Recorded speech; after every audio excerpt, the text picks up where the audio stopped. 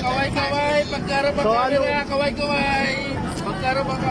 Lagi niyo pong tatandaan mga kabak vlogger, ito po si Mima ng Bayan, lagi tayo maging kapatan, itutunin din ng vlogger. Magsama-sama tayo sa tagumpay, huwag magsilaan. Magsulat tayo ng mga content na kabak-ipakinabang para sa ating buhay si Otlong! Fake news, bet. Ano man sasabi mo tungkol sa cellphone? Cellphone? Masyado ka mag-chismoso. Hindi ka pa muna ka-chismoso. Move on na! Of course, definitely yes. And to all of you guys, I am so amazed that all of you are here to support, but some others are bashers too. But, well, to all the bashers, keep on coming. Ang galing naman. Ako ka ba ngayon dito kay Diwata? Kasi nandito ka ngayon. What a nice question you asked me, Ate. I don't work to Ate Diwata, and I will never, but I will forever support her in all her endeavors in life. Whatever stage that she has, I'm proud of her. Dahil nakita ko ang kaminakan, nakulat kami sa kahirapan, at ngayon binigyan siya ni Lord. Let's all be thankful. Huwag tayo maingit dahil ang git ang pinakamahirap na sakit. No? Tanggapin natin ang katotohanan dahil sa araw, kapag panahon mo na, ako naman ang suswerte. Tatlo. Nakita na kayo ni Diwata nung nakaraan, ay paliwanag ko na kung ano nangyari sa cellphone mo. Naunawaan ka niya? It's up to her. I tell what's the real story about the phone that he had gave me. That's why when I'm out, nakarecord sa barangay, nagwawala ko talaga ng anak ko ito dahil napaka-labas na po. That's a sentimental value to me.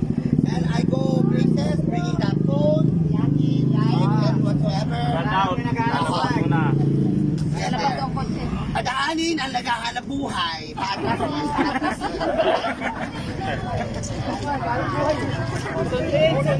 Sundin!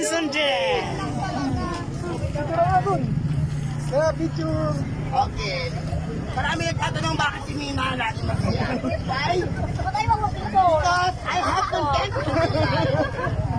Meron kaya makontento ka na kung ano meron ka, lagi ka masaya. Yan ano. And, sa kabila ng mga kahirapan sa buhay, huwag tayong masyadong mamroblema. Alam naman natin na totoo pong may Diyos na nandiyan para tumagay at magbigay sa atin ang ating pangailangan sa pagkakataon. Tatlong kung sakaling bibigyan ko ni Diwata, iingatan mo na ba? Oh my God, iningatan ko lahat ng bagay sa akin. That's fast. iPhone 15 Pro Max. Kasi sabi nga, di ba, isang pesos, okay lang. Pangalawang pesos, kailangan ingatan lang. Oh, yes. At saka yung mga nagsasabi nila ganun. Oh my God, mas mahal pa ang ginawa kong paglaban sa gobyerno ng Pasay hindi ng operation kahit anong brand ng cellphone. Nakipaglaban ka pala nung pinapa-towing, no? Pinapa-clearing si Diwata. Ako yung kaibigan na mag-aalay ng buhay para sa isang lahat. So ilang K po yung gold mo, Mima? Ha? Ilang K? Okay.